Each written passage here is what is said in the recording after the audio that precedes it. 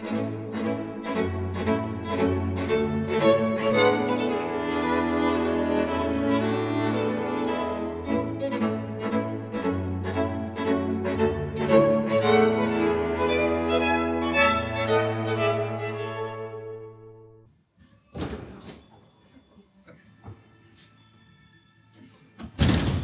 George. Hi, Stefan. Regen am Lauter. Look, haven't seen you for a while. Thank you so much for visiting the gardens. Anything new? Always. Fatih, please come. Show me your class. Lüters Magazurat. Ja, willkommen hier in Weizen in Vác, etwa 30 Kilometer nördlich von Budapest, in der Firma Odon von, größter Anbieter von Requisiten, Filmverleih in einer wunderschönen Stadt hier an der Donau namens Weizen-Vác, ein ehemaliger Bischofssitz, auch von Maria Theresia besucht, wurde hier ein eigener wunderbarer Torbogen für sie errichtet.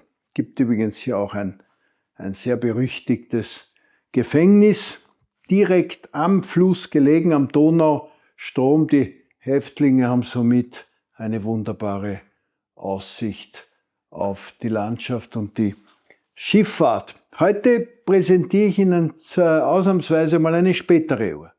Eine 155 Zentimeter große, Kenner unter Ihnen sehen das große Gewicht, Uhr mit Jahresgangdauer, eine sogenannte Spätbiedermeieruhr, Palisander, Holz mit gebeizten Teilen, den typischen Schnitzereien, hier oben in der Höhe des zweigeteilten Email-Zifferblattes und dem geschnitzten Oberteil. Das ist sehr oft Pappmaché, hier in diesem Fall von höchster Qualität ausgeführt, wahrscheinlich ein Gehäusetischler in Pest oder Ofen Budapest gefertigt um 1855. Die Uhr verfügt über eine Pendelfederaufhängung, über ein Kompensationspendel, ein schweres, etwa 6-8 Kilo großes Gewicht, zweigeteiltes Zifferblatt, feuervergoldete Lünette und wunderschön signiert Klink S. Pesten, wurde also auf Ungarisch in Pest, originale Kurbel, kleine Springsekunde und ein wunderbares, großes Präzisionswerk, feinst gearbeitet, aber wie gesagt schon zur Mitte des 19. Jahrhunderts gefertigt in einer wunderbaren Qualität. Hier die originalen Abstandshalter. Salomon Klink war jüdischer Herkunft, in Polen geboren, in Sabno. Viele Juden sind ja ausgewandert in die großen Metropolen Wien, Ofen, Pest, Prag, hier in diesem Fall nach Pest. Wir wissen nicht viel über ihn, wir haben ihn noch nicht erforscht.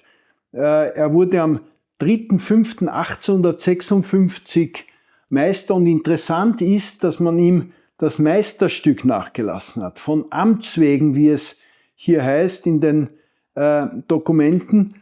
Sterbeeintrag müssen wir erst erforschen, wir kennen ihn noch nicht.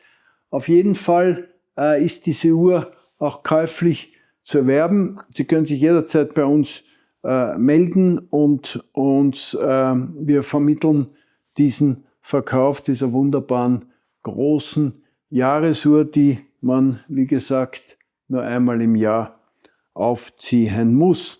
All diese Daten, wir haben über 14.000 Uhrmacher erforscht, finden Sie in Band 2 unserer im Vorjahr im November erschienenen Publikation, die Wand- und Bodenstanduhr der Donaumonarchie 1750 bis 1780 bis 1850, die Sie auch in unserer Galerie bekommen können. Und wir freuen uns auf Ihren Besuch. Die Firma Odon von freut sich, wenn Sie sie einmal hier besuchen würden und wollen. eine Stadt, die es sich lohnt, sie zu besuchen, weil sie schlicht und einfach wunderschön ist. Ja, bis zu unserem nächsten Video und auf Wiedersehen.